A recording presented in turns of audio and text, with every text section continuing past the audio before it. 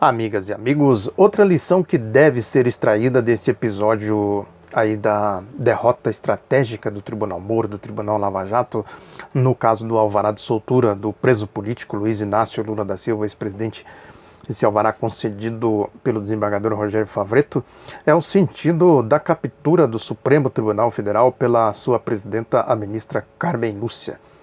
Ela simplesmente decidiu que o caso Lula não vai ser apreciado na instância que ela comanda, onde o caso deveria ser resolvido por direito. Ou seja, eles aceleraram toda a tramitação do processo até a segunda instância para cair nessa história de ficha suja e ficha limpa, a tal da lei de ficha limpa. Agora simplesmente ela sentou em cima da questão e deixa aí a coisa ser vencida por decurso de prazo, ou seja, vencer o prazo legal para o registro da candidatura do ex-presidente Lula. Essa lei de ficha limpa acabou se tornando aí uma arma nas mãos da imoralidade, da sujeira, é uma certa ingenuidade, inclusive dele, do ex-presidente Lula, achar que isso aí seria aplicado de acordo com a boa fé, a boa vontade das pessoas. Isso acabou caindo nas mãos da turma da lama. Aí pegaram a ficha dele e sujaram toda a ficha do Lula. Porque é isso, caiu em mãos sujas, as mãos da lama da corrupção, as mãos da Operação Lava Jato. Pegaram, passaram a mão na ficha do Lula toda e apresentaram aqui, ó, a ficha suja dele aqui, ó. Aí entra o Partido Único da Mídia em Ação, o PUM, e fica mostrando aqui, ó, a ficha dele é suja. Tá suja, mas quem sujou? É isso. A lei da ficha limpa caiu nas mãos de sujos. Consequentemente, eles sujam as fichas de quem eles bem entenderem. Foi o caso do ex-presidente Lula. E a manobra vergonhosa da Carmen Lúcia vai exatamente nesse sentido. Uma decisão monocrática, absolutista, autoritária, arbitrária, que é decorrência de outra manobra desavergonhada do Edson Fachin, que é o relator da Lava Jato no STF, homem da Globo, do Grupo Globo, do Tribunal Moro, do Tribunal Lava Jato. Que o caso deveria ser apreciado. É um recurso da defesa do Lula, deveria ser apreciado na segunda turma, onde a possibilidade de vitória da Constituição, da democracia, do Estado Democrático de Direito, ou seja, do ex-presidente Lula, a possibilidade era grande. Vide o caso do José Dirceu. Ele simplesmente manobrou de maneira desavergonhada e jogou no colo da Carmen Lúcia. A Carmen Lúcia pegou e sentou em cima, pôs na cadeira e sentou em cima. E o pum, aí começou o pum. O Partido Único da Mídia dizendo, não, é ficha suja, ficha suja, ficha suja. Veja que é uma manobra. A decisão do desembargador Rogério Favretto vai exatamente nesse sentido. Ó, estão manobrando aí, o caso precisa ser apurado lá. Por que ela faz isso, a Carmen Lúcia? Porque não tem segurança do resultado, mesmo no plenário. O Fachin tirou da segunda turma, por pressão da terceira turma, aquela história que o Gilmar Mendes falou, que a terceira turma era a Globo News, que no STF tem duas turmas, primeira e segunda. E ele disse que havia a terceira, que era a Globo News. Na verdade, o Grupo Globo. Por pressão da terceira turma, ele tirou da segunda turma e jogou no colo da Carmen Lúcia. A Carmen Lúcia sentou em cima, aí começou o pum. O Partido Único da Mídia fazendo esse papel de ficha suja, ficha suja. Eles não têm segurança. Eles vão argumentar o quê? Vão ter que entrar no mérito. E no mérito eles não têm nenhuma chance. Absolutamente nenhuma. É zero. A chance deles manterem a condenação do Lula com base nessa sentença bestial do Sérgio Moro, que é uma sentença completamente furada, baseada num depoimento arrancado a fórceps do Léo Pinheiro, em matérias do Grupo Globo, naquele PowerPoint indecente do Deltan Dallagnol, o que quer. Tem toda a tramitação de ilegalidades. O sequestro do Lula, aquele jogo sujo do Sérgio Moro, quando eles sequestraram o Lula, invadiram a casa dele, roubaram equipamentos, etc. Toda aquela história que a gente conhece, divulgaram os telefonemas, aí a torta direita a partir do Grupo Globo. E como é que eles vão sustentar uma condenação bestial como essa? Aí é isso, eles ficam se articulando para procurar a saída. E a saída é ficar tentando aí o decurso de prazo. Aí passa o prazo, isso vai para as mãos da Justiça Eleitoral. A Carmen Lúcia esteve num programa da TV Bandeirantes e falou isso abertamente, aquele programa Canal Livre. Ela disse que se insinuou que é exemplar manter um ex-presidente da República preso, não sei mais o que, tal. Política pura, politicagem pura. Não é papel dela ter esse julgamento. É como se estivesse participando de uma batalha política. e não de uma questão que diz respeito à Constituição, à democracia, ao Estado Democrático de Direito.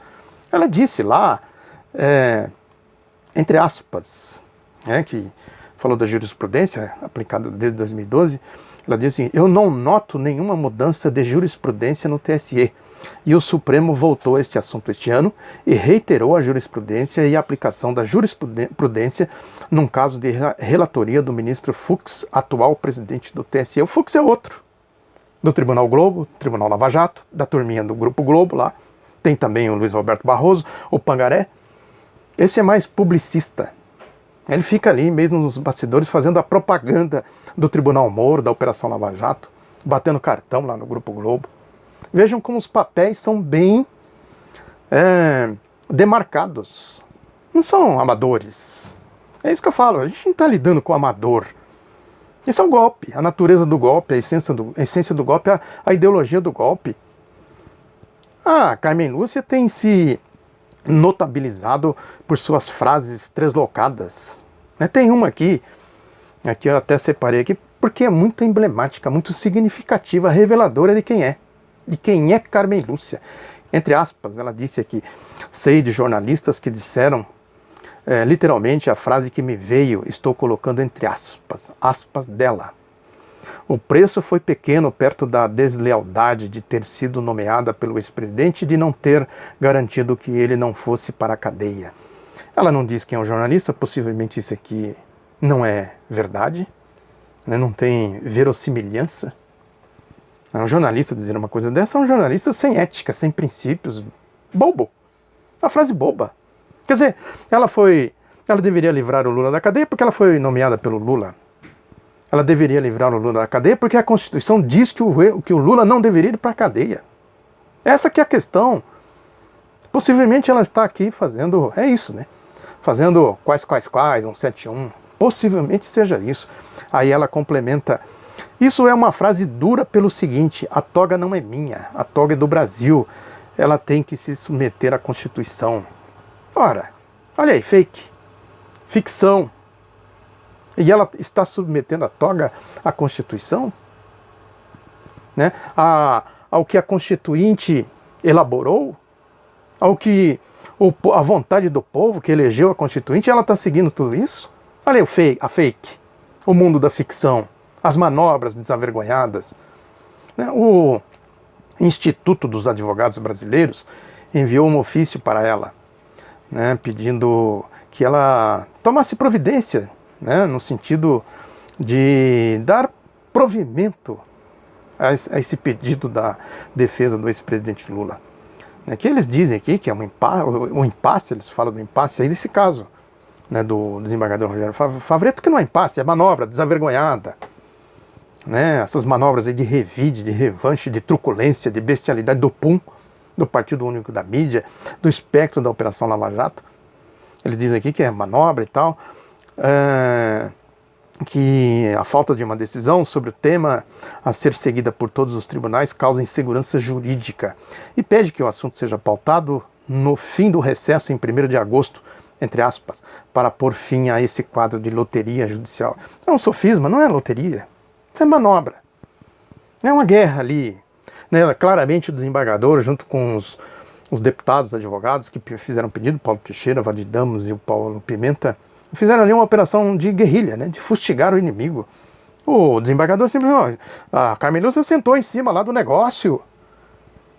Mesma questão do julgamento, do trânsito em julgado. Tem a primeira instância, a segunda instância e a terceira instância. O trânsito em julgado significa o assunto chegar lá no STF. Significa o STF tomar uma decisão. É isso. Como eles não têm segurança na decisão, porque teriam que entrar no mérito, eles aceleraram a primeira, a segunda instância do Tribunal Moro, do Tribunal Lava Jato. Quando chega na terceira instância, não, deixa sair por conta da Justiça Eleitoral. E aí entra a questão da ficha suja, essa questão toda aí. É isso. O Dias Toffoli vai assumir na primeira quinzena de setembro e a direita, os golpistas, o tribunal, o espectro da Operação Lava Jato tem receio de que ele possa tomar alguma decisão no sentido de cumprir o que diz aí os regimentos, a Constituição e tudo mais, mandar o caso para o seu local de direito, que é a segunda turma, né, ou mesmo pôr em votação, né, pôr em julgamento o mérito da condenação do Lula, né?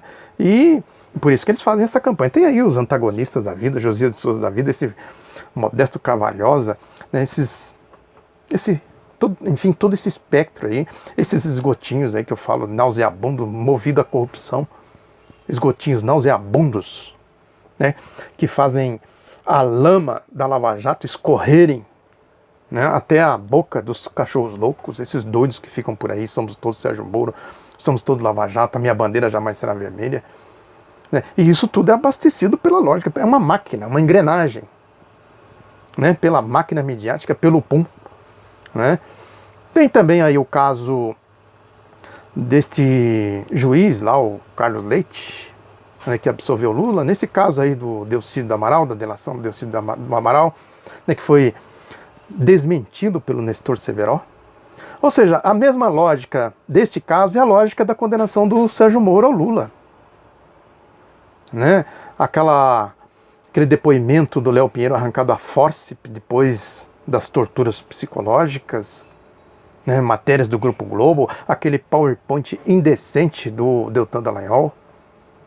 É a mesma coisa, o Carlos Leite simplesmente falou, isso aqui não dá, não dá. Não é à toa que o Delcídio do Amaral está desaparecido. Ninguém fala mais dele. Ninguém, eu nem sei onde que ele está, se está preso, se está solto, por onde anda, o que anda fazendo. Olha aí. Usaram ele, chegaram à conclusão, mas com o Delcídio não dá não. É a mesma coisa do Palocci, com o Palocci também não dá não. A gente nem precisa disso, já temos o Léo Pinheiro, já temos o Jornal o Globo, já temos o PowerPoint do Dallagnol. O resto esquece, larga isso pra lá, delação do Odebrecht deixa pra lá, Caixa 2 deixa pra lá e tal. Esse Carlos Leite, esse juiz, ele esteve envolvido no caso da Operação Zelotes. Tem ali um imbróglio, ali tem um problema deles ali de bastidores. Tanto é que a Operação Zelotes também desapareceu.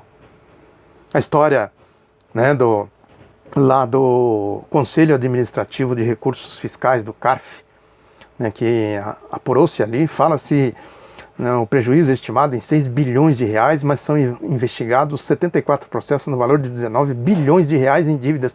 Isso é lavagem de dinheiro, evasão de divisa, Caixa 2. Agora, quem está envolvido nisso? Aqui, ó. Entre as empresas investigadas estão a RBS, maior afiliada da Rede Globo, Ford, Mitsubishi, BR Foods, Camargo Corrêa, Gerdau, TIM, Bradesco, Santander, Safra, entre diversas outras empresas de menor expressão. A Lava Jato passa ao largo disso aqui. Olha aí, a essência da coisa. E a Lava Jato se meteu nisso aqui. A 22ª fase da Operação Lava Jato, chamada Operação Triplo X, especificamente para investigar lá o prédio onde está o triplex que o Moro deu para o Lula. O Moro deu o triplex para o Lula, que não era dele, é apropriação indébita. Ele disse que era da Petrobras, depois disse que era da OAS, ninguém sabe de quem era, de onde veio, ele deu para o Lula e condenou o Lula, porque esse triplex é seu. A 22ª fase da Lava Jato foi criada para isso, com esse nome nada sutil, Operação Triplo X. Encerrar o caso, né, ficou dito pelo não dito, essa história das fases e mais fases, que eles vão começando, vão abrindo, não termina, não conclui. Essa eles não concluíram nada, por quê? Essa é emblemática, significativa, porque não apareceu o Lula. Simplesmente eles criaram para pegar o Lula e não apareceu o Lula. O que que apareceu? Apareceu o offshore, Mossack Fonseca, mandaram prender uns e outros aí, imediatamente o Moro mandou soltar. O que que eles descobriram aí nesta fase? Que eles varreram para debaixo do tapete. Tinha Globo, tinha Globo, tinha Ford, Mitsubishi, Santander, Bradesco, TIM, Gerdau, Camargo Corrêa, BR Foods, etc. Vejam como as coisas são flagrantes, absolutamente flagrantes. Essas contradições, né, a mídia procura maquiar, procura esconder e tudo mais. É importante a gente sempre rebuscar, né, revisitar, né, e não deixar cair no esquecimento, porque senão a gente perde a essência do sentido do que é o Tribunal Moro, do Tribunal Lava Jato. É mesmo essa história aí da Laurita Vaz, circulou aí na internet que ela libertou, né, esse médico Roger Abdelmaci, estuprador, Isso circulou na internet, só que tem uma notinha na coluna da Mônica Bergamo na Folha de São Paulo, né, que diz que ela, a ministra Laurita Vaz, que é a presidenta do Superior, essa que rosnou e usou um colar de adjetivos para atacar o desembargador Rogério Favretto, comentei aqui, né, adjetivos sem nenhum substantivo, né, palavras onde faltam substâncias, faltam ideias. E ela diz aqui a notinha que a ministra Laurita Vaz rejeita a comparação que está sendo feita na internet entre a decisão do desembargador Rogério Favretto de soltar Lula e outra tomada por ela em 2017 que evitou a volta do médico Roger Abdelmaci à prisão. Como Favretto, Laurita Vaz estava no plantão em seu tribunal. A assessoria dela diz, no entanto, que a magistrada decidiu sobre questões processuais e não entrou no mérito de um caso julgado, como fez o desembargador do TRF4. Ou seja, o mérito dele não vale, o mérito dela vale. Ou o mérito dela não vale, o mérito dele vale. Enfim, dois pesos e duas medidas. Claramente isso. Cadê o mérito disso aqui que ela está dizendo? Por que a assessoria dela não mostra o mérito? Eu decidi com base nesta lei, assim, o desembargador decidiu com base nesta lei. Ele cansou de falar, tem várias entrevistas dele aí explicando o mérito da sua decisão. E cadê o dela? Em algum lugar tem o mérito da decisão que ela tomou aqui? Olha aí, o que é a manobra fake, o mundo da ficção, o mundo da Carmen Lúcia, o mundo do Edson Fachin, o mundo do Luiz Fux, do Luiz Roberto Barroso, do Sérgio Moro, dos boquirrotos da Operação Lava Jato. É o mundo da lama. É o espectro da Operação Lava Jato, o mundo do PUM. Né? E falar em PUM, eles voltaram hoje, né? O Estadão e o Globo, né? Já é o terceiro dia seguido, né? Que eles abordam esse assunto de maneira deslocada, raivosa, com revide, com truculência, né? Para desqualificar o desembargador, desqualificar a sua decisão, sem entrar em mérito nenhum. O Estadão diz aqui, o título é um preso como outro qualquer. Na chamada, Lula deve ter as mesmas restrições dos demais detentos. Eu falei aqui a rede de televisão e vive, né? Aí a defesa do Lula, inclusive, né, apresentou isso lá, entrevistou, né, Suzana Richthofen, Fernandinho Beiramar, programas de televisão e tal. É aquela história, o Bernardo Melo Franco, colunista do Jornal Globo, que eu comentei no vídeo passado, fala isso. Não é essa a questão, enfim, a questão é a lei, o que diz a lei, o que diz a Constituição. Essa que é a questão chave, o ponto central de tudo isso. O Estadão vai naquela linha, né, de cachorro louco deles, né, diz que tem um objetivo indisfarçável do PT, né, de deslegitimar a eleição presidencial, né, que tenta judicializar ao máximo o processo sucessório. Ou seja, não são eles que estão judicializando, não é a Operação Lava Jato com essas manobras todas, não é o espectro da Operação Lava Jato, não é a mídia, é o PT que está judicializando. Aí vem a questão chave, a questão essencial. Causar os maiores problemas políticos possíveis mediante a banalização do direito constitucional, a ampla defesa e a utilização despropositada das dezenas de recursos judiciais previsto pela legislação processual civil e penal. Esse é o objetivo do PT. Ou seja, e lá fala, gente, tem uma lei aqui, ó, tem uma legislação, tem um Estado democrático de direito. Isso é banalizar o direito constitucional, a ampla defesa. É a utilização despropositada de dezenas de recursos. É um argumento totalitário, autoritário, argumento de ditadura, a ditadura midiática. É isso aqui, ó, a comprovação disso aqui. Aliás, tem um caso, né, que eu quero comentar, que saiu na edição de ontem, que é essa visita do Jair Bolsonaro, lá na região do Araguaia. Ele que vive provocando, o caso lá da guerrilha do Araguaia, ele chegou a dizer que quem procura osso é cachorro, ofendendo, né, os familiares, a memória dos mortos e desaparecidos, daquela população lá que, né, vive ali em condições de sobrevivência. É um boçal, quando eu falo que é boçal é isso aí. Agora ele foi lá visitar a região, inclusive despertou reação dos familiares e tal, que não deixa de ser uma provocação, né, pura provocação. Agora, a questão é o Estadão, que o Estadão diz aqui que ele foi visitar, não sei o quê, né, que ele está fazendo um périplo por lá, Marabá e tal, no sudeste paraense, cidade marcada pela repressão militar à guerrilha do Araguaia nos anos 1970, que deixou dezenas de mortos, de ambos os lados, além de desaparecidos. Cadê os mortos e os desaparecidos do lado da repressão? Como é que foi? Eu falei aqui no documentário que eu estive lá, entrevistando as pessoas, os camponeses, os moradores, em toda aquela região, de Marabá até Xambioá, que fica do outro lado do rio Araguaia, já no estado de Tocantins. Vou deixar de novo o link aqui do documentário e prestem atenção, quem for assistir, prestem atenção o que dizem os camponeses. E aí o Estadão diz que tem mortos e desaparecidos de ambos os lados. Olha aí, fake, pura fake, pego na mentira. Fake news, descarada, deslavada. É a mesma lógica que eu falo sempre aqui das guerras e tudo mais. A guerra midiática, a guerra ideológica. Essa guerra contra a Nicarágua, a Bolívia, a Venezuela, etc, etc, que a gente está vendo agora. A guerra, esse é o pum. Né? Agora que nós estamos vendo aqui. Né? Mas voltando à questão, tem o editorial do jornal O Globo também, né? No mesmo tom de revide, raivoso, de ódio, disseminação de ódio.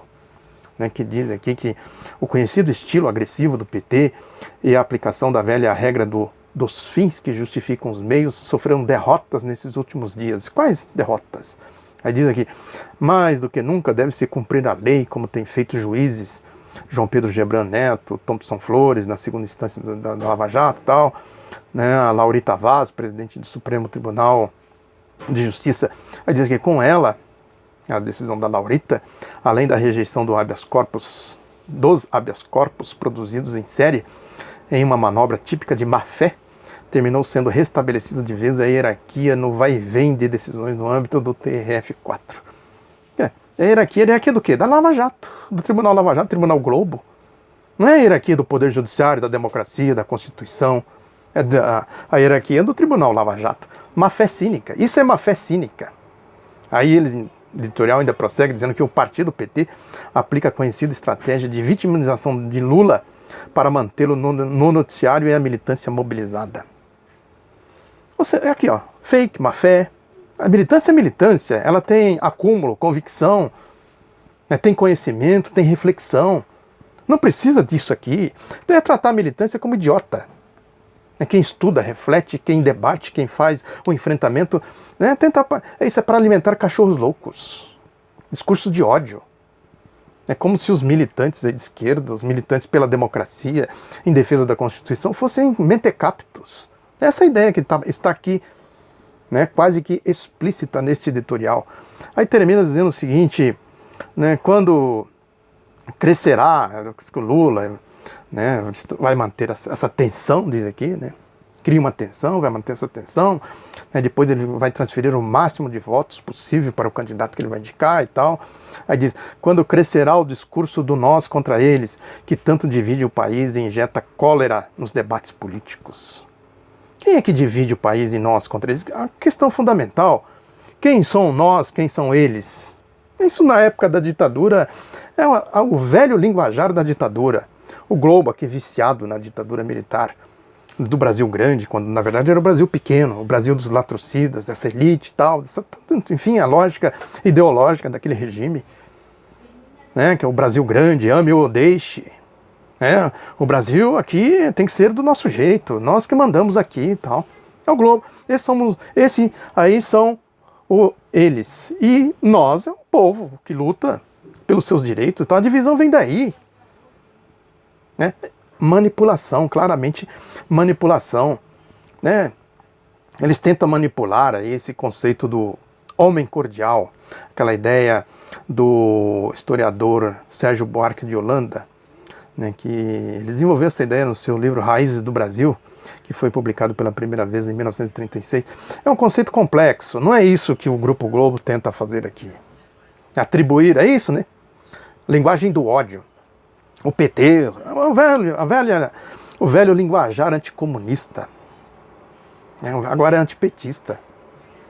Não, nós temos que manter a harmonia, a segurança nacional e tal. Os comunistas não, os comunistas têm que ser varridos daqui, mortos, caçados, exilados e tudo mais. Que é exatamente quem fica alertando o povo. Gente, isso aí é uma elite, isso é uma ditadura, isso aí é gente escravagista, essa ideologia escravagista. Não, isso é comunista. Vai matar, eles vão matar vocês.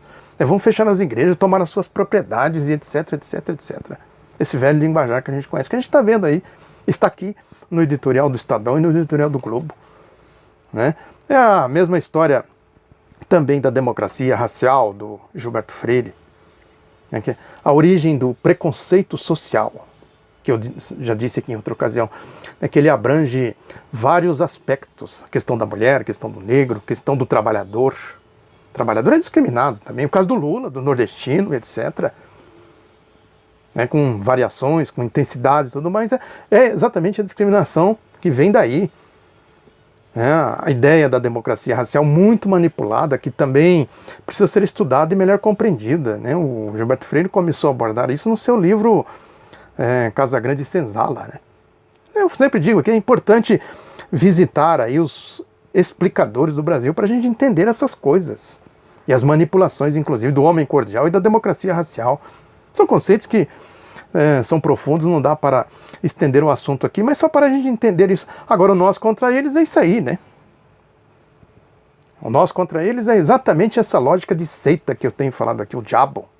Essas seitas que ficam pregando, eles se preocupam mais com o diabo.